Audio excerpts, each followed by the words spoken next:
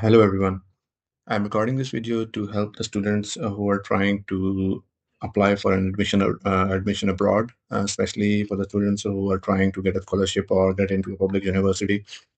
A little bit about myself. I am an Erasmus Mundus scholar. I was awarded with two fully funded Erasmus Mundus scholarships along with two partial ones in which only the tuition fee was off. I also got 100% scholarships from Finland, Sweden, Germany, and some other European countries. I also get got admission in USA and Canada. So I know a little bit about how to prepare your admission file, how to how to create a very good CV, and how to write an engaging letter of motivation so that you stand out among all the candidates for that position. As you all know that one very important part of the admission process is to create a good CV because CV and letter of motivation are the two most important part, in my opinion, in order for you to get admitted, along with obviously your grades or your relevance with the program. But these are the two parts which you can work on right now because the grades are something that you already have acquired and you cannot change those. So in this first video, I will make a series of videos, but in this first video, we will discuss how to create a good CV, and I will share my personal experience and I will share some tips and tricks with you. And then I would also want to tell you that I can also review your CVs. I'm not promising anything because I have a busy schedule going on, but you can comment below this video or I will share my contact details in the description so that you can reach out to me and I can review your CVs or your admission file that as per my availability, obviously. So without wasting a lot of time, let's then get into the details of the how to create a good CV. It's a short video, so I will only cover the basics and the important part of the CV. First of all, we all know that what a CV is and why does it matter? A CV is basically a detailed overview of your academic and professional background. You explain your academia, like your degrees, your grades, and your achievements in the academic part, and also if you have any professional experience, because a lot of universities abroad, they really value your professional experience that you get from the industry. Then in this CV, you also highlight your academic achievements. Basically, if you got a good grade, you highlight those grades. If you got a medal or something, you highlight those. It also demonstrates your skills and experience. And again, this should be relevant to the program. So basically, this is a good way to show that you are a perfect fit for their program. And it also helps the admission community to quickly recognize and understand your profile so that basically it is the first step which gives you the key to the next step. Now, a structure of a CV, it's a very conventional structure. I just added one point in this one, which usually people do not tell, but I think it's something that should be covered in the CV. First of all, obviously, is your contact information. It's your name, email, phone address, etc. And a lot of people ask about putting a profile picture or a picture on the CV. In my personal opinion, as picture really helps the admission committee, and it basically gives them a sense that you're confident enough to show your face. Uh, this is my personal opinion. Obviously, a lot of people will tell you a different story, but I'm telling you based on my experience and based on a couple of lectures that we got during our study in Europe from a professional who was giving us a lecture on making a CV, and she told us that the recruiters, they prefer to have a picture. And the second part is education, where you mention your schools, your degrees, and your GPA, etc. Okay, and if you got any distinctions in this degree, you also mention those. Third is experience, which basically covers your internships, work experience, and your research if you were a part of a lab. Then the fourth is very important, which is the projects. And you only need to mention the projects which are relevant to the program. So your those projects might not be your best projects. Your best projects might be some projects which are not relevant to the program, but uh, you would have a lot of contributions in those projects, but those projects do not matter. So when you are creating a CV, always keep in mind that everything that you put in that CV, it should be relevant to the program.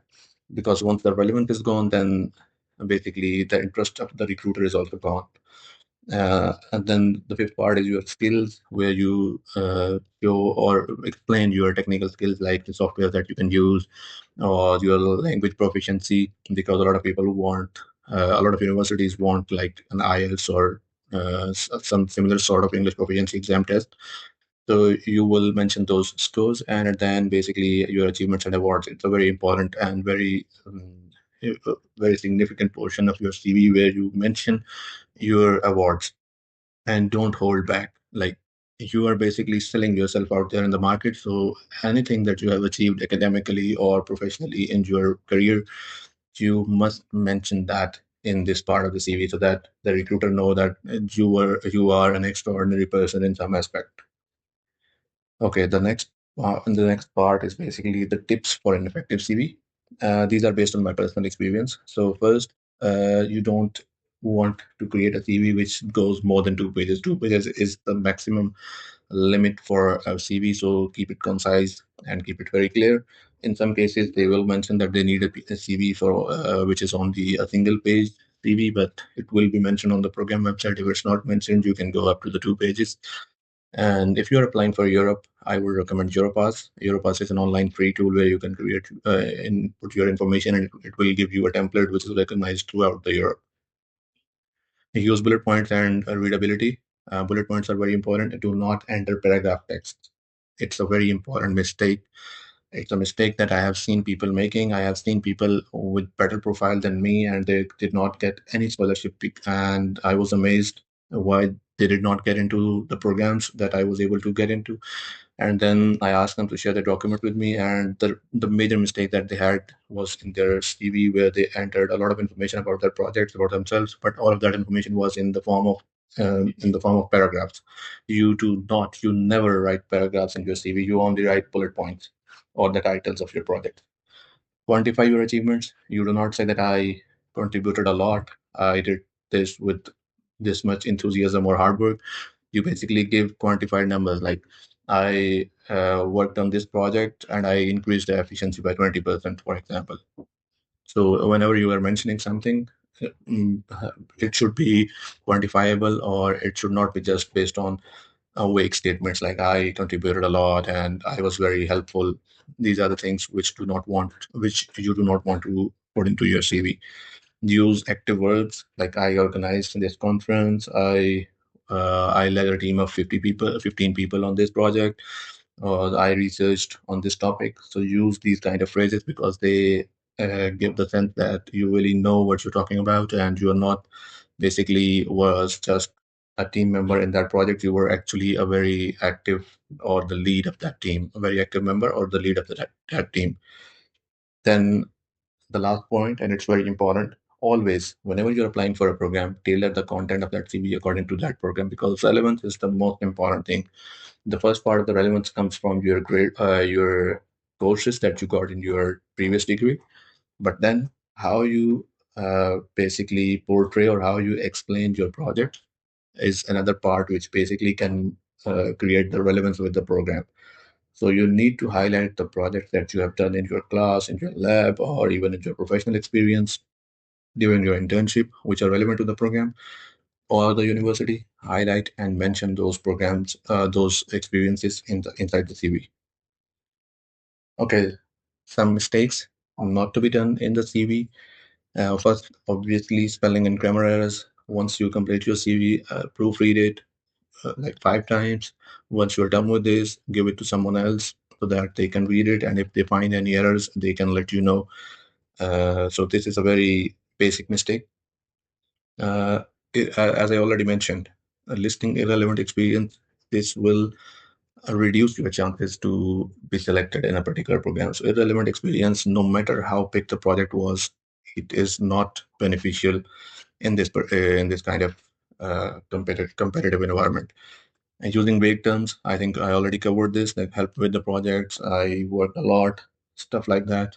Always be very, very precise about what you're saying and not use the vague terms. Again, overloading with unnecessary details and text. The paragraphs, the explanations, these are not the part of the CV. The CV is always very concise to the point and usually in bullets. Then proof formatting. Once you are done with, once you have completed your CV, look for the formatting errors. But if you use a template like Europass or something like that, I think this part will be covered because you just enter the information in the right places and then it basically formats it for you. So this is the part where you can get help online, and I think you should use that.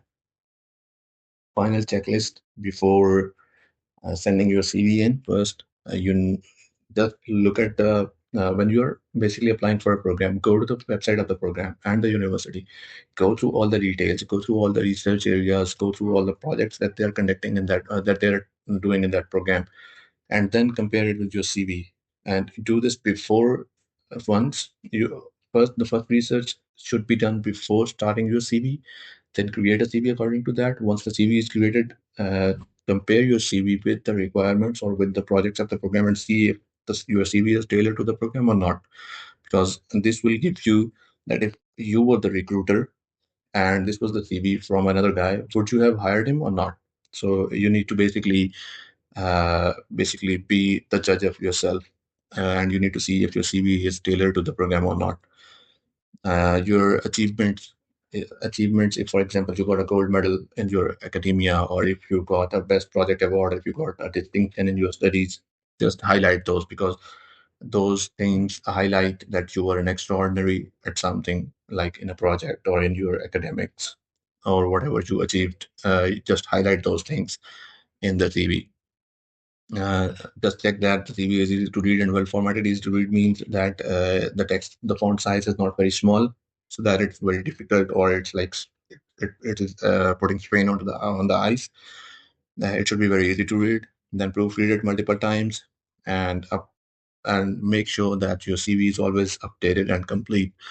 Nothing is missing from the CV, and you have the updated information in the CV. So, for example, if you have finished your bachelor's or your master's or whatever degree you have finished, make sure that you have the most recent information in the CV. So, this is the final checklist, and this is how you can create an effective CV. Once the CV is created, then the next step is to write a letter of motivation and some other aspects, which we will cover in the next videos. The CV is is a project. It's not something that you can sit in one day and create like in a couple of hours. You create one section or two sections each day. You review those sections the next day. You keep refining it, and it takes some time. So the more time you put into your CV, the better it would look at the end. So take it as a project, take it serious, because it's your first impression to the recruiters, and it is a very important thing to get into to the next step. Uh, if you need any further information, or if you want me to review your CVs personally, I will share my Instagram details in the description.